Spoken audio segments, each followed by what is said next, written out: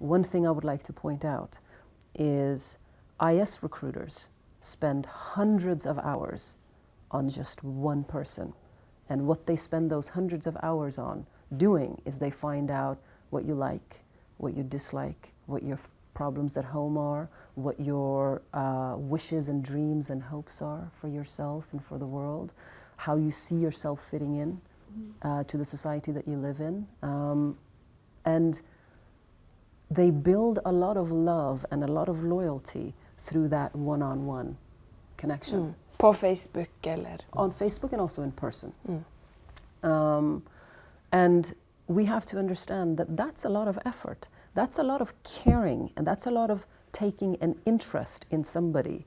And so somehow we're not doing that, but IS is doing it for their own power, battle, brutal gain that they're looking for in the region. Og det da du sier at det kan vi gjøre, men vi må forstå at det our kids. Hvorfor det så viktig for deg å snakke om our kids? Because they are our kids. And the thing is, they don't feel like they're our kids, which is part of the reason they feel like a better place for them is actually IS or other groups like IS. So I think we have a responsibility, I think, to accept and embrace our kids with all the faults that they have, with all the misguided opinions and worldviews that they might have. But they do belong to us. They don't feel like they do, which is exactly the reason why we must show them that we are not going to give up on you. Even if you're difficult, even if you are being aggressive or angry towards me, we have to stand by them. We have to stay in this with them until they can safely come out of whatever this phase is that they're going through. A lot of young people become radicalized in transitional periods of their life. So that's why adolescents, many of them are in that age group. Ja, når de tenåringer og holder på å bli voksne. Overgang. Så overgang i livene. So, for example, leaving a relationship, losing a job. So it's transitions. In between the transition, very many of them tend to fall into this. And why don't they feel like heroes? I mean, heroism is another thing. Why don't they feel like they can be heroes? Why do they feel like they have to be villains? Yeah? So it's very important that we try to understand. I'm not saying that what I'm saying are the only reasons, but these are some of the reasons that we should take into account when we try to see how we can effectively counter it. Men du sier også at de vil at det skal bli oss mot deg. Yes. Hvorfor vil de det? Because then it's easier to hurt you. It's easier to hurt someone or to inflict violence on someone that you make as the other and make them inhuman. So I think, again, and also it justifies their worldview. They want it to become us and them. They want this to become a clash of civilizations rather than a meeting point. Because it feeds into their story of end of times or of this clash of civilizations or a sense of humiliation that they personally have felt, or they feel like the Islamic world has experienced humiliation at the hands of, colonizers or, whatever in recent history as well, the occupations.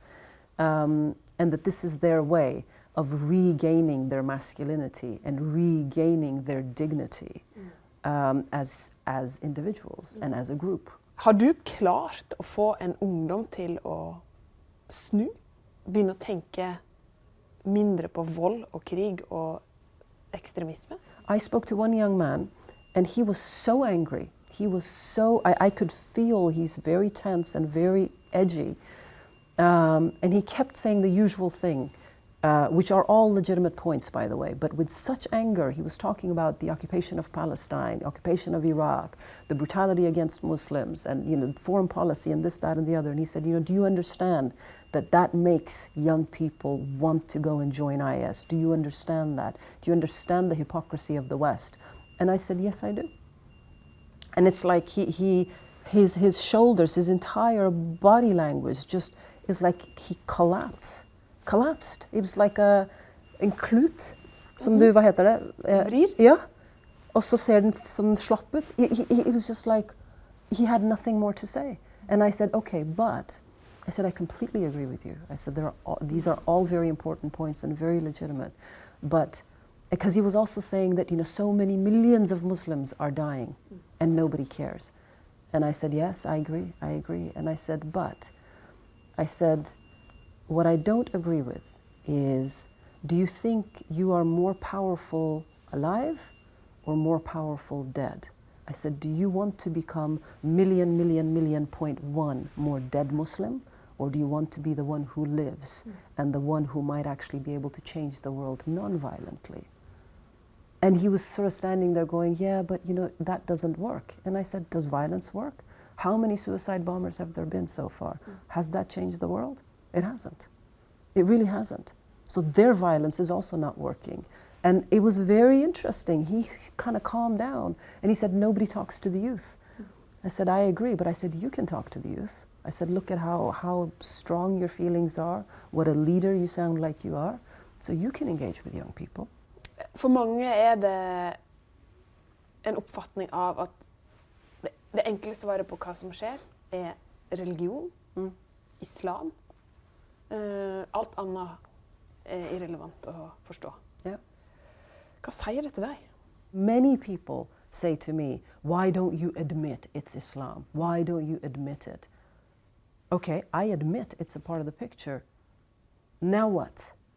And so what? What do we do? I don't care to sit here and talk about this interpretation, that interpretation, my verse, Quranic verse versus your Quranic verse. You're never going to get anywhere. The conversation is closed, done.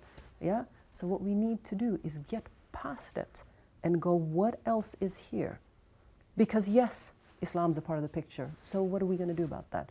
Should we push the button and say Islam today finished? Not going to happen. So then what?